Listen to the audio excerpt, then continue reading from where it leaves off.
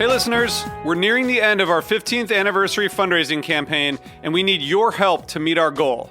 This campaign offers you a chance to win a unique food and music experience in one of the most exciting cities in America. Here's how it works.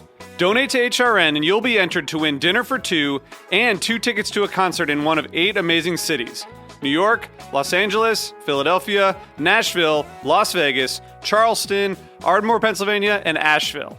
All donations support our work educating food system storytellers. And when you donate, you can choose one of those cities and you'll be entered to win dinner and 2 tickets to a show.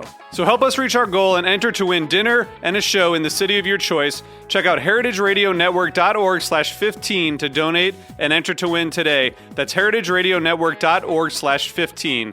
Thank you.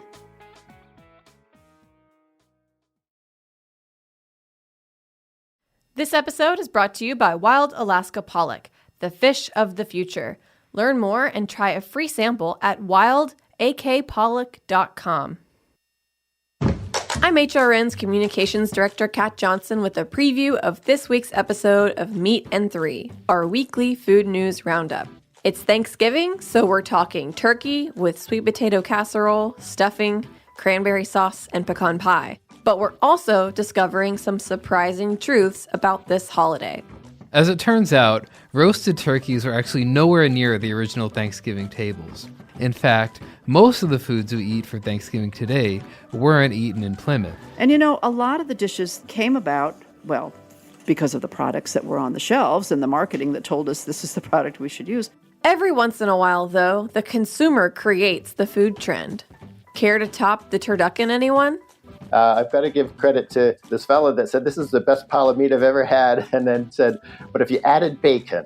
Tune in to this week's Meat and Three on Heritage Radio Network, available wherever you listen to podcasts.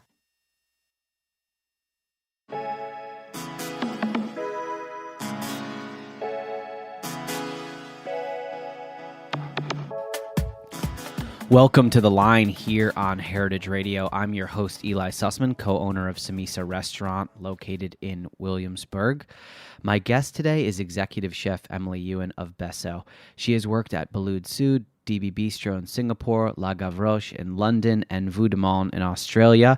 Besso opened in New York City's NoHo neighborhood in August 2016 and features modern Japanese dishes such as short rib with uni, seared pork belly with shiso fried rice, miso steamed clams, and edamame with kombu and charcoal. Besso's fried chicken was listed by New York Magazine as one of the top in the city. Tasting Table and Zagat both named chef a rising star to watch, and Time Out Magazine awarded the restaurant 4 out of 5 stars, and it received a glowing write-up in the New York Times as well. This is what owner Maiko Kyogoku has to say about the restaurant. Besso was conceived from a desire to share my family's food traditions. My love of Japanese food comes from my mother. Meals were a way for her to teach me and my sister about our Japanese heritage. In summer, we often enjoyed chilled udon native to my mother's hometown, and in winter, we would gather in the kitchen, taking turns pounding rice into dumplings for her famous hot pot stew. Today, we're going to talk about many things: growing up in Vancouver, coming to the United States to work, working for Daniel Balud, and of course, working at Besso. Chef, welcome to the show. Thank you. So, you are a Canadian. You grew up in Vancouver, and now you are cooking for the last several years in New York City. Vancouver is a wonderful, diverse, exciting food city. It has a huge amount of its own sort of international culture. Talk a little bit about Vancouver and what it was like growing up there, and what your first kind of food experiences were like in Vancouver. Vancouver has the most amazing Asian food, and I think we're right by the coast, so we have amazing seafood. You have like the best sushi there. So I think at a very young age, I was exposed to really good Asian food. And I mean, I think the food scene for cooking, I think in the culinary world it's growing, but I think it wasn't growing as fast as I would want it. So I was definitely thinking of moving out very young. My childhood, it was It was really good. My parents were immigrants. They only moved to Vancouver a few years before I was born. My dad was a cook, and he was a really interesting fella. I think some of the earliest memories I have of him, he would go to the fair and he would buy me some chickens, and then I thought they were my pets, and then when they were a little bit older, I would come home from school one day and they'd be on the dinner table, which I didn't find out till years later. And then he would just like have various pets for me when I was younger, like frogs, and I did not know that we ate them all. There was a little bit of a disconnect between, oh, it's my pet, and then, oh, it's disappeared, Yeah, and it's dinner time. Quite betrayed when I was a teenager, and my mom like told me that.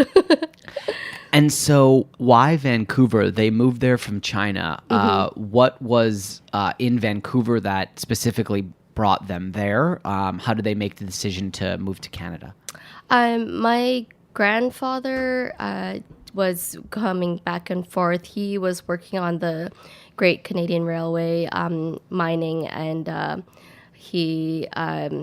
I think it was just like other family members just came over, and my parents were seeking a better life for us, and there was also the one-child policy back then, so I would not have been born if we didn't move to Vancouver. Because you have an older sibling, obviously. I do. And Vancouver, I have never been there, but I have heard that it is very cosmopolitan. It has a lot of European aspects to it, and that it has a diversity to it that makes it feel not quite like it's in North America. Mm-hmm. Can you speak to that a little bit? I think growing up, there was, you meet so many different people, and it was really, really multicultural. It was just a very normal thing to be in class with like just a lot of different people, and you meet so many like Indians and like Chinese, Korean, Japanese. So that was like a very normal thing for us growing up, and there's a really big Chinese community there as well.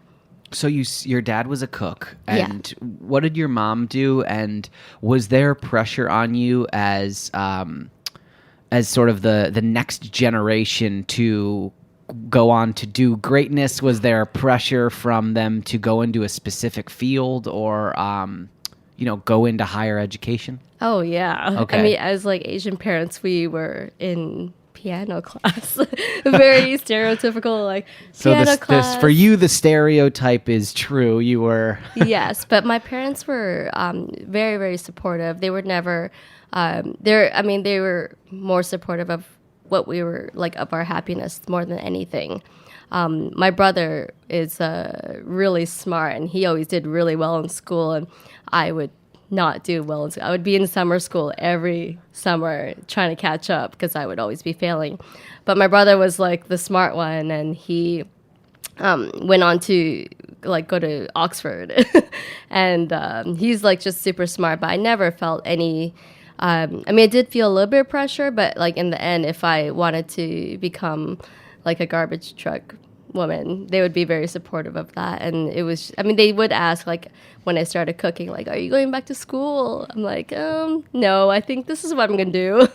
And it took a while. And I think after like 5 years, I think they understood that this is what I was going to do for the rest of my life. Do you think that part of the reason that you started getting interested in cooking was it because it was not traditional, like it wasn't schooling, or was it did you simply just acquire a cooking job and then you found out later that you liked it? I think it was definitely when I started to go to culinary school, and I just think I got exposed to a different world and like working with your hands and like filleting fish for the first time, and I'm just like I never excelled in school, and like this was something I really cared about, and then I was like top of my class. And it was just easy for me because I was really interested in what I was doing. So yeah, I think it was just really easy for me, and I knew. So it just is a different part of your brain sitting in a class and looking at textbooks and hearing lectures is obviously a lot different than hands-on training. So Yeah. when you got to culinary school and you started to really work with your hands and all this product, where were you at that point? Were you in Vancouver? I was in Vancouver, in yeah. culinary school. And what type of program was it? A 1 year? Were you doing an externship at the same time? Like, how did you get into an actual restaurant after that? So it was a 1 year program at a community college. I just really looked for something like cheap in case like I didn't want to do it. And honestly, I think it was the best thing because I think everything, all the expensive schools. I mean, no offense to everyone at the CIA who spent so much money. I just think it's really not worth it. So I went to culinary school, and from there I worked at a nightclub. It was really shady. So I was at a nightclub cooking, and then I would be serving after hours at this nightclub, and that's kind of where I first started. My first job in cooking would be Dairy Queen.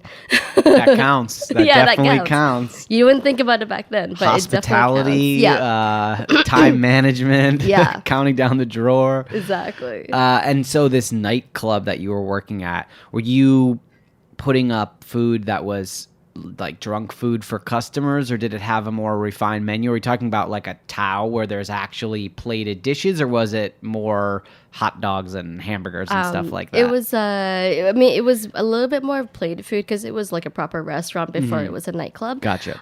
So I still learned about doing, I remember linguine with black beans and I forgot what else was on there, but it's just a little bit more plated food. And it was pretty decent. But I didn't work there for very long. There was a shooting. So they closed down. Okay, so when you say shady, you mean that this was a terrible working environment. Yeah, there was a shooting. So So it's usually the reason that people leave places is not enough money or the chef was an asshole. But there was a shooting. Yeah, so, there was a shooting. So then what did you move on to next? What was the next step in your career? So I moved to a restaurant called Chin Chin, an Italian restaurant with a wood-fired grill and oven.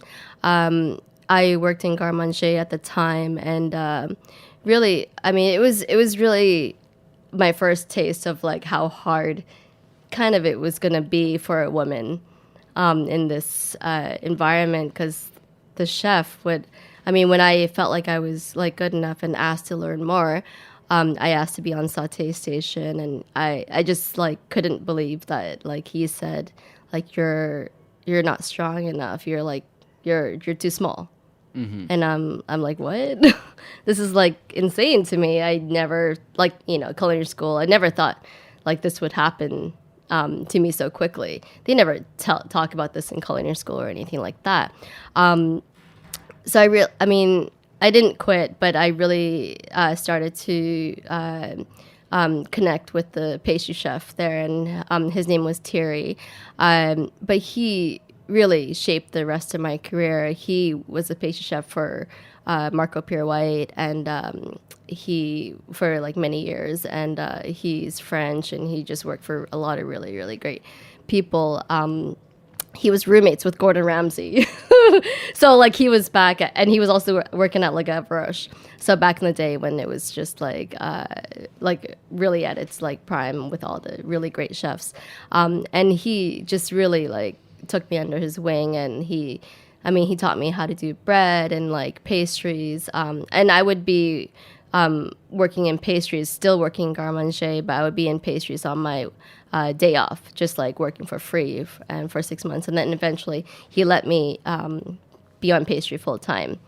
But yeah, he was really the first one who kind of believed in me and talked about all his travels, and really just got me into traveling and cooking. It sounds like the chef telling you that you couldn't do it fired you up and got you to really push a lot harder through. Yeah. And then you go down this sort of different path of pastry, and it does end up taking you overseas, right? Because he recommends that you should go stage overseas, right? Yeah. So he pretty much kind of pushes you to London, right? Well, I first moved so I was 21. I moved to Australia. Okay. So I was like, I wanted to move the furthest away from Canada as I could because I just And you didn't got want. far. Yeah. I just didn't want a backup plan. Like I just wanted to do it and like not look back and just I didn't want to be close enough to home that I could just like change my mind and fly home. So I moved to Melbourne by myself. And that was I worked for a chef called Shannon Bennett at Vudaman, and he did modern French cooking. And that was really the first time I worked like 16 hours a day. So I did not know what I was getting into. Like just sitting down to the bathroom to take a pee break was like amazing. So Those couple minutes of the day that you get to Yes. carve out for yourself. yeah, you would just close your eyes and just take a piss. And you're in Australia, and obviously you've set yourself up so that you can't just come back right Right, away. But right. how long did you spend there working those 16-hour days? My visa was only a year, so I spent a year living there, and I really just had like the best time. I mean, our team now is like we were so like close knit. We lived in I lived in a house with like a lot of the cooks as well, and like my chef de parties, which was not always very comfortable because they're like. We were working right beside them, and like if you get yelled at work and you have to go home and you're like, oh, trying to avoid them. Yeah, you and you're like, gotta- no, you use the bathroom first. You got to and it's share the like- coffee machine with Yeah. your boss who just screamed at you or something that like was that. a little bit uncomfortable, and they would never do it again. And but overall, the experience of Australia, do you still think about maybe going back there? Like, do you miss being there so much? Was it a formidable experience from just a cooking perspective, or did you fall in love with the country as well? Or I mean, yeah, definitely the country was amazing. I didn't do that much traveling back when I was living there. It was just work, really. But it was, I mean, mostly it was just about the restaurant, and I just loved like that time. And I mean, I would definitely go back to like travel, but I don't think I would go back to live. what are the big takeaways from that restaurant specifically? Like, are there techniques, leadership style that you now look back on and say, oh, I really learned things concretely there? Like, did you kind of discover anything about yourself while you were there during that experience? Yeah, I mean, I think I discovered I could really work long hours. So it was I definitely realized that I have the endurance for that. But I think the biggest takeaway was really just being among like really passionate people. And then it was one of the top restaurants in Australia during that time. And the chef is like very, very well known now and opened many, many restaurants after that. But I think it's just like being in that kind of really submersive like environment was really like I think the biggest like takeaway, just being among like really passionate like driven people, which I never experienced like before in living in Vancouver, and I think was what I was looking for. Basically everyone was there for the job to Yeah, work, so for it sure. creates this environment where it's okay somewhat to grind it out for 16 hours a day because everyone's right beside you Exactly. doing the same thing. And then so was your next stop after that, were you in London or did you come back to Canada? I did come back to Canada. I worked for a little bit at the same restaurant, Chin Chin, for a different chef who was amazing and very supportive. And I did do Sauté Station Hell yeah, good. because I was like, and I killed it. It was like a lot of fun. I spent summer back home, and then I reapplied for a visa, and I went to London after that. And so you go to the famed La Gavroche in London, and did that live up to its hype? How was that experience? It definitely lived up to its hype. It was the hardest job, I think, up until now. Up until being the boss. Yeah. I think, yeah, it was definitely the hardest job. It is like, I mean, it is 2 Michelin star. It is known for like, it does have a reputation for being a really, really tough kitchen. I mean, Mentally very tough yes, kitchen. yes, Yeah. and I think like my first chef Thierry really just prepared me for that. I think he would never say that it was about the physical, and he would always just be like, it's in the mind, and it's absolutely true, because like everybody can do the physical and you can do that, but you just have to like stay in it. But it was really tough. I think like people did not even get to know your names because like people didn't last. So like the chef would not say hi to me for like 6 months or like Until they knew that you're sticking Yeah. around and that you could kind of cut it. right. For a lot of folks listening that have never ever stepped foot in a Michelin kitchen, they've only seen things on TV Yeah. and you know, chef's table and whatnot. Is it truly a military precision? Is it all it is. whites everywhere? Can you talk a little bit about just what it felt like to show up there? And I mean, you had a lot of cooking experience, but you are just thrown into this high-end Michelin restaurant in London, and the expectations must have been sky high. Yeah, I think the type of precision and like perfection that they expect is really, really high, and you have to really just be on it every single day. And a lot of it was each man for itself or each woman for itself. So even like my own chef de partie would throw me under the bus. Like there was no, like you would just try to be the person to not get yelled at that day. Please have your mise done. Yes. Please don't spill or break anything. Yes, pretty much. And what type of roles did you take on in that kitchen? I started as meat garnish, and then I moved on to garde-manger, and then I did hot. We called it like there's just different stations. So it was like garde-manger, and then also like hot starters and pastry as well. But I mean, by the end of that, I think I really learned a lot about myself. I really wanted to quit. And I think it took a lot in me, like, not to quit. But I mean, like, you live so far from the restaurant because London is, like, so big and really expensive. So, I mean, mentally, it was just really hard to wake up every day for 6 months, I would say. Because you're just so tired, you're so drained. I think it was a very normal thing. Like I like fainted, and like other people like fainted. You're just like so tired. Just from exhaustion. Wow. And like you don't eat well. And you're again with like a bunch of people who are very driven.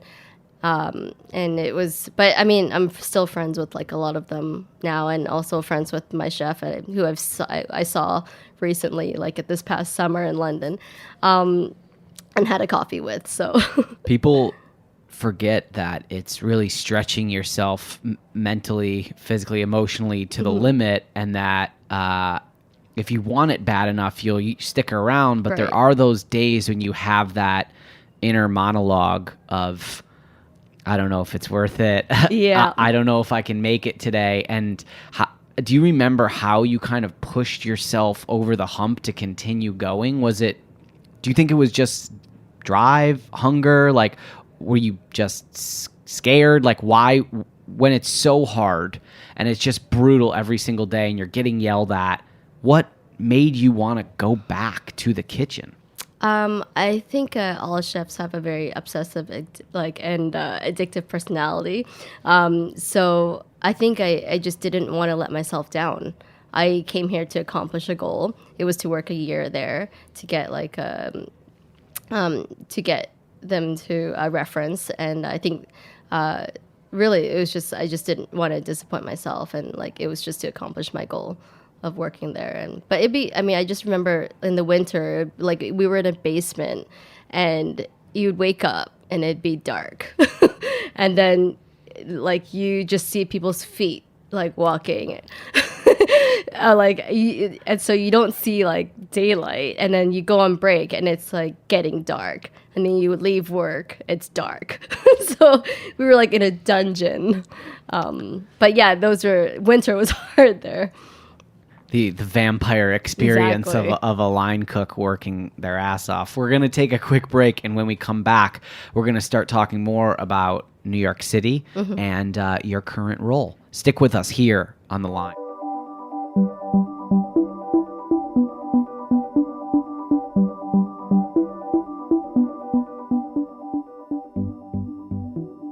This episode is brought to you by Wild Alaska Pollock, the fish of the future. Wild Alaska Pollock is incredibly delicious, highly nutritious, and perpetually sustainable. Among the last frontier's many natural wonders, Wild Alaska Pollock just might be the state's best-kept secret.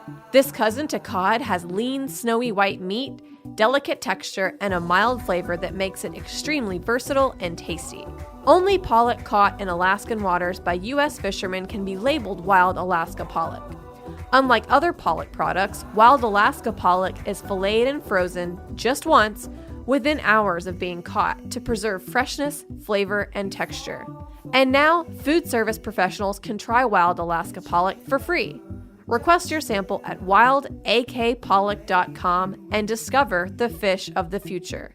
That's wildakpollock.com.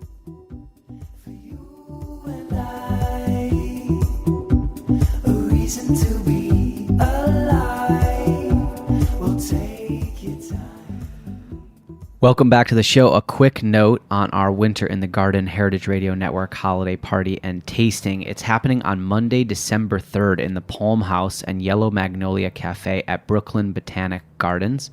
It's a 6 p.m. VIP reception followed by 7 p.m. general admission. It's going to be an epic tasting event. We have tons of chefs coming. There's going to be champagne, oysters, a tour of the Botanic Gardens bonsai room for the VIP hour, and then wine, beer, sake, and signature cocktails to follow. We're going to have a silent auction with incredible one-of-a-kind experiences, including a major multi-course chef tasting dinner that I'm going to tell you more about next week during the episode. We're going to have raffle prizes and games, lots of opportunities to take home wine, cookbooks, and of course, we're going to have DJ Cherish the Love spinning tunes all night long. So you can get tickets at heritageradionetwork.org/gala. And let's jump back into the episode. I'm here with Chef Emily Yuen. She is the executive chef of Besso Restaurant.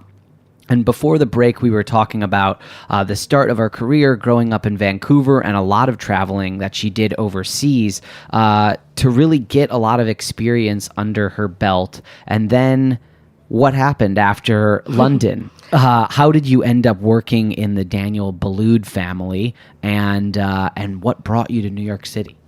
I ended up working for the Daniel Boulud company when I wanted to live in Asia. So I moved to Singapore, and I knew somebody who was a manager at DB Bistro in Singapore, and and he got me the job. And I mean, Singapore was so much fun, so much traveling, and I worked on all the stations, and eventually worked my way up to being the executive sous chef. It seems like you have a fearless ability to just say, I'm going somewhere, and then hop on a plane. It seems like you just lock it in. Singapore, Australia, London, all these places far geographically from home. Were there times when it was challenging for you to be moving around so much, or is that exciting to you? Both. I think like you miss out on a lot of your family and friends' birthdays and holidays. But I was just really, I knew there was like no better time than in my 20s to do it. I mean, my parents were not that they can take care of themselves. And I think like my friends didn't have kids, like I don't have kids, I wasn't like married back then. So I think it was just really just the best time to do it. And I really just believe that, life is short. So I think I just wanted to immerse myself and do as much and challenge myself as much as possible. In Singapore was the first job that you rose to a high level where you had many people underneath you, where you are now in a leadership position with additional responsibilities beyond either just your station or your department, right? Yeah. What was that experience like, taking on so much when you were at the bistro in Singapore? I mean, I think it was a big learning experience. I think the chef that we changed chefs one time, and the chef that I became executive sous chef for was also new. So I think it was kind of a learning experience for both of us, and we didn't really know each other back then. But it was hard. Like I really just did not know what I was doing and like how to be a leader. I think at first, thinking about all like the other sous chefs or like people that were above me, they were just like coming in with a lot of aggression. I thought that was like how I had to be, but I quickly really learned that like being like aggressive or like demanding things was really just not people don't do it. People don't give a shit. So it was very hard when you're like cooks and like buddies with everyone, and then becoming like their boss. After that, even just really like just understanding what it was like to be working for a different chef. And I think like I remember there was one time I just really had to stand my ground and put my chef in place. I think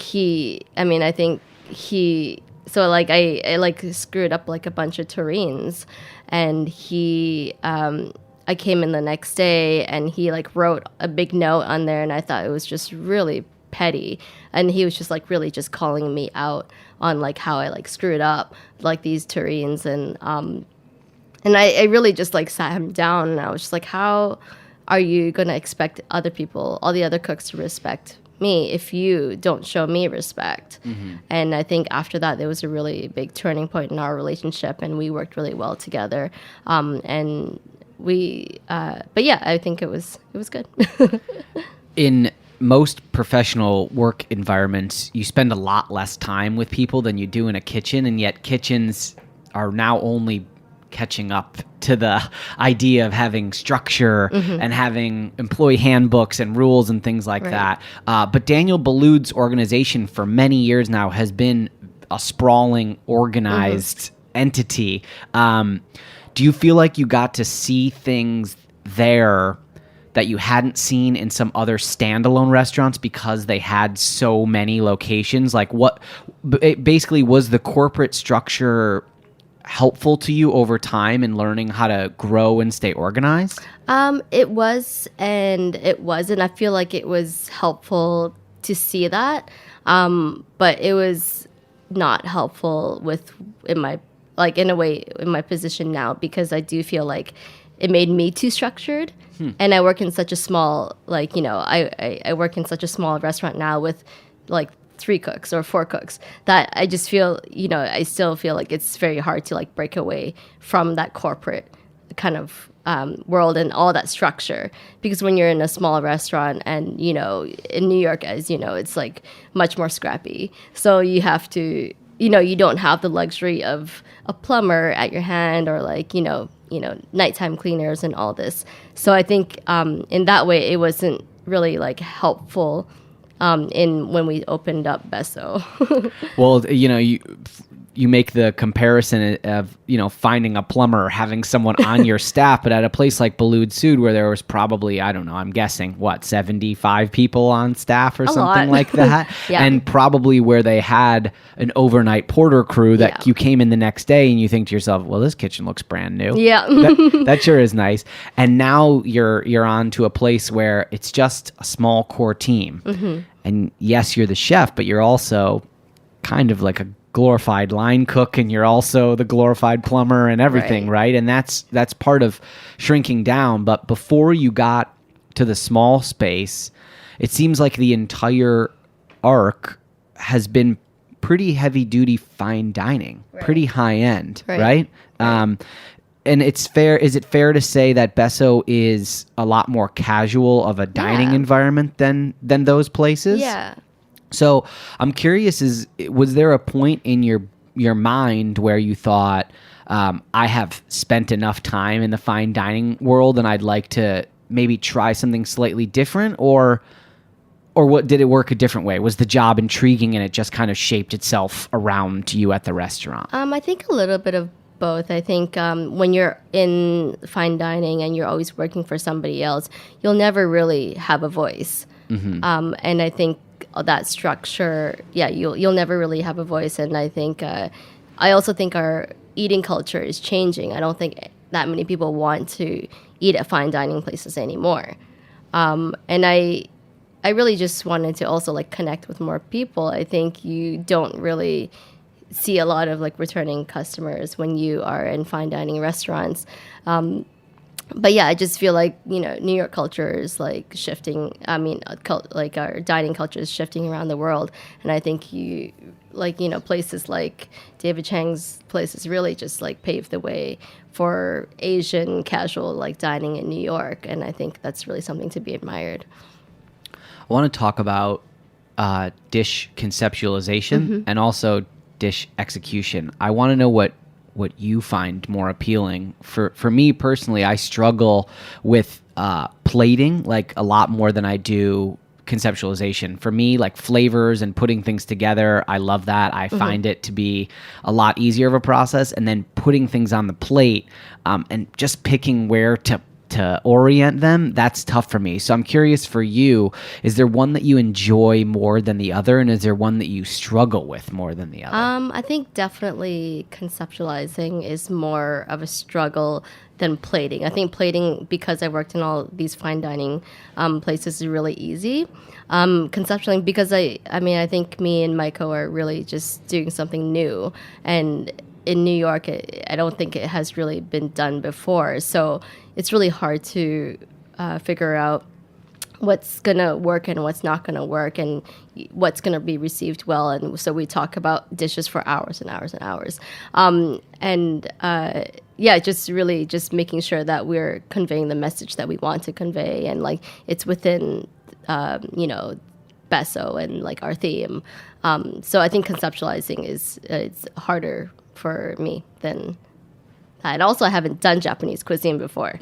So what do you and Maiko want to say with Besso? You just said, you basically said what I was just about to ask you. You hadn't done Japanese food before.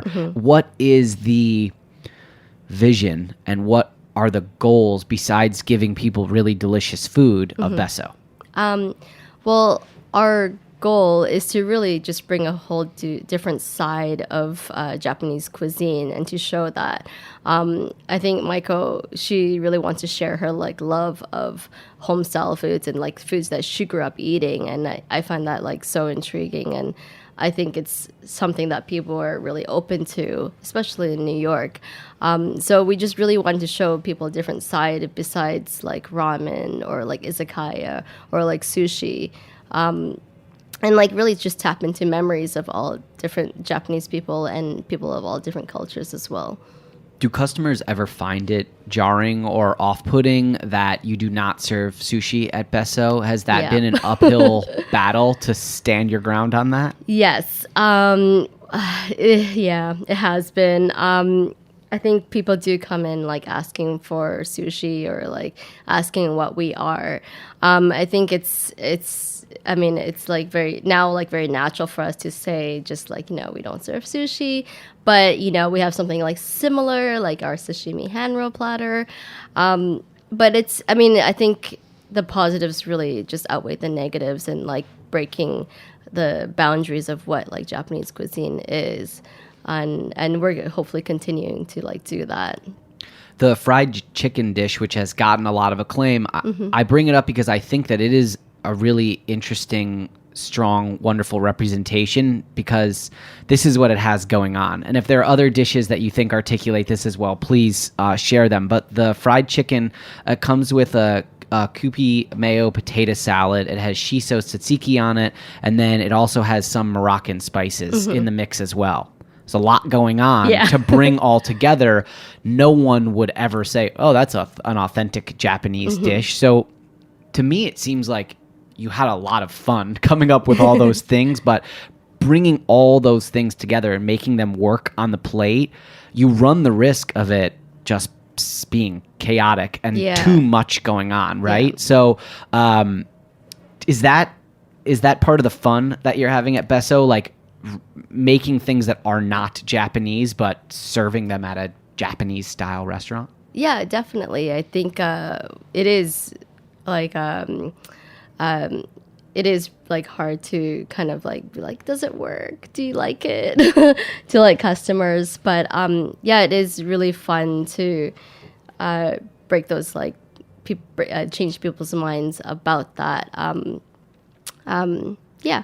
What was your question? Are there any other dishes that kind of exemplify that, what you're trying to do there? I mean, to me, this dish is a strong representation, but there are other dishes that you can talk about that for you've been able to like flex your flavor creativity while still serving it at Maiko, with Maiko's vision. Yeah, I think one of my favorite dishes is shisomaki, which is like it's a peanuts and walnuts and like sendai miso, and traditionally you fry it.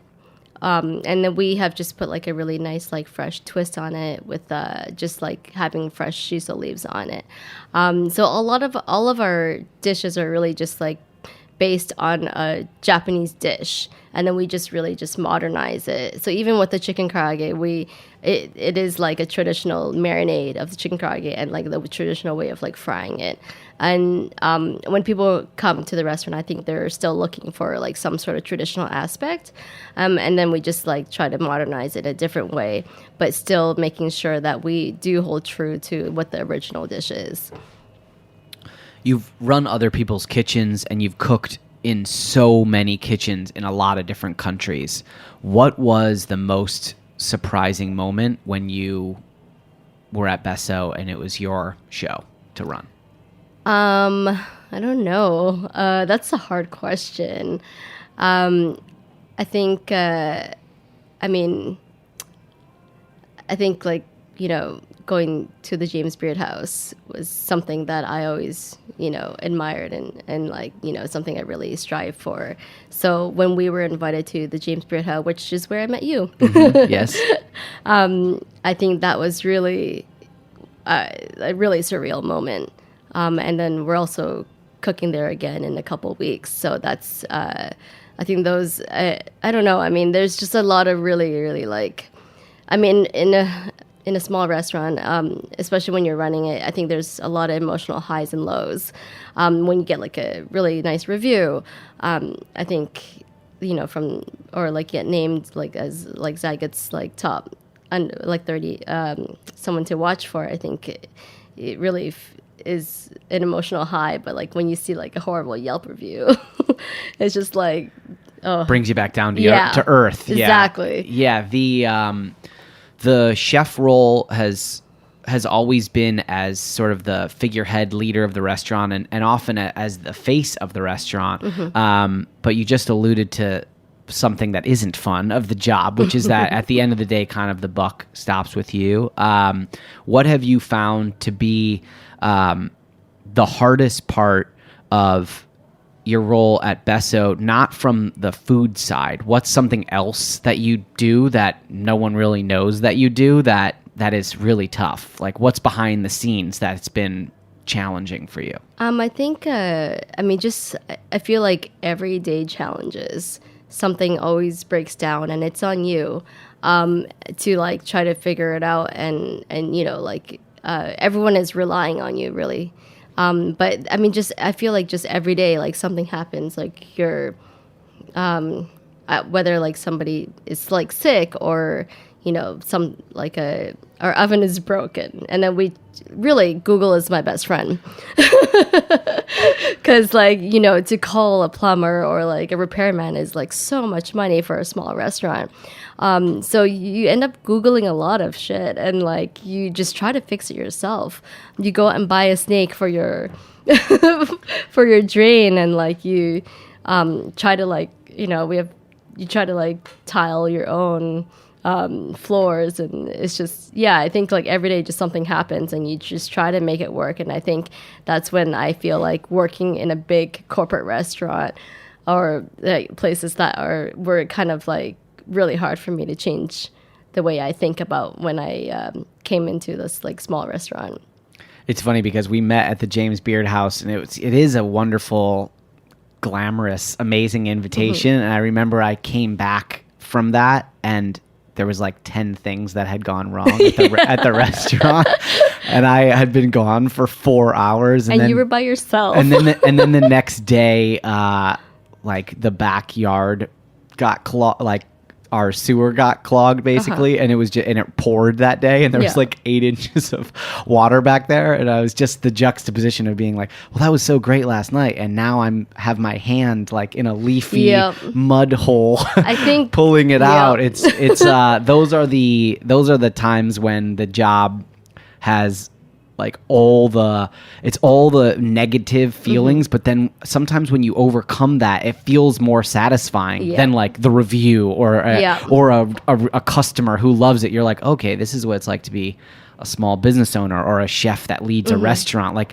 those small intangible things can often feel like huge Yeah. victories Yeah. as well sometimes. There is an exciting new development for Besso, which is you're opening up a kiosk second location. What exactly are you calling it? It's going to be in the Time Out Market, which Yeah. is cool. That's going to be in Brooklyn. Yeah. Right? So can you talk a little bit about that, when it will open? Are you involved with like everything from menu design to booth design? What's your role in that project? Me and Michael, we do everything together, from food to menu design. She is really the brilliant mind behind like everything at Besso. So she will be definitely doing like the design work and the look of everything. We're more focused on our like bentos, and so bentos, if I don't know if everyone knows what that is, it's like a Japanese lunchbox. But we'll be doing some bentos, something from our brunch menu, which is our Japanese curry shakshuka. Which is also like a very different dish, which has become one of our signatures for brunch. That's going to be a very fun, exciting new casual spot that we're going to do. And when is it supposed to open? Oh, in March. Cool. And so it's a market with several stalls. Yes. And are you going to be doing, from a logistical standpoint, are you going to be doing the prep for it mostly at the restaurant and bringing it over? Or will you have a separate team in the kiosk? Like, how will it work? We will definitely have a separate team at the kiosk, and we will try to do it out of we'll try to do it like out of like a commissary kitchen, which is very, very convenient because my husband owns a commissary kitchen. Wonderful. You married him for the right reason. I know. and so that's a big step, because now you're not just thinking about things breaking, staffing, Yelp reviews, menus at one location. Now you've got 2 children to watch over. Right. Excited, scared? How are you feeling with that? We are excited, and of course, like excited, scared. But I think the Time Out team is very, very organized, and they did open one in Portugal 4 years ago. So I think we do feel like we're very supported in that aspect. But we've also done a casual urban space for a couple months at Broadway Bites. So that kind of like helped prepare us what it was like. It was just like a lot of volume. And we did that out of Besso, and that was like fine, but it was just really hard to. Our walk-in is really small, so we definitely have to like get another space to do that. Will it be called Besso, or is it going to have a separate name? It will be called Besso. Cool. And the restaurant is, we'll call it fully established. That's like unfair in the New York climate, but you've made it past the initial first couple years, right? Mm-hmm. Do you feel grounded there? Do you feel like Besso is coming into form, or do you feel like it really has its legs underneath it at this point? Like how sure are you at Besso, and how sure of the restaurant is it, I think we're always ever changing. I think we definitely have our groove on for this like second year. I think first year as a restaurant, it's especially with this new concept, and me and Michael really like just working together and getting to know each other. It's like, we're trying to like figure a lot of stuff out and like, what works and what doesn't work. So this year I do feel like we have been a little bit more established, and it's been very satisfying seeing the same people, the same customers come back, and our like neighborhood people come back again and again. I think that's really what we really wanted in the first place, for people to be a neighborhood spot, because besso does mean home away from home, or second home in Japanese. So that's been very like satisfying to see people come back. And I think me and Michael have an amazing relationship right now, so I like going. So I think we can accomplish like so much more together. I look at relationships like Daniel Hum and Will, and I think that's like something to really like strive for, and hopefully we would be the female version of that one day. So yeah, I think we have so much momentum, and I only see great things for besso. Where can people find you at your home away from home, where you spend most of your time? Where is besso located, and what are your hours and meal times? Besso's located on 5 Bleecker Street, between Elizabeth and Bowery. Our hours are 5:30 to 10:30 or 11 p.m. Monday to Sunday, and we do brunch 11 a.m. until 3:30. And that's where everyone can find you. And Maiko, thank you so much for being here and sharing your story with us on the line. Thank you. Everyone, thanks for listening, and please go online and check out information about that Winter in the Garden fundraiser event. It's going to be an awesome evening. I'll be there serving food from Samisa. Tons of other great chefs, bartenders going to be there as well. Join us next week, Tuesdays, 11 a.m. for new episodes of The Line here on Heritage Radio.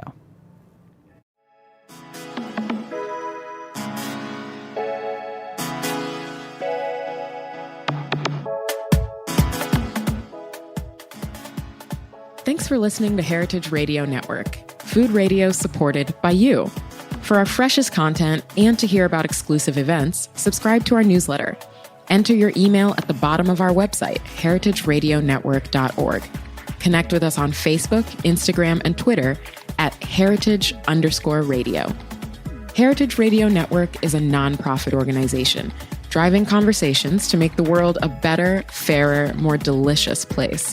And we couldn't do it without support from listeners like you. Want to be a part of the food world's most innovative community? Rate the shows you like, tell your friends, and please join our community by becoming a member. Just click on the beating heart at the top right of our homepage. Thanks for listening.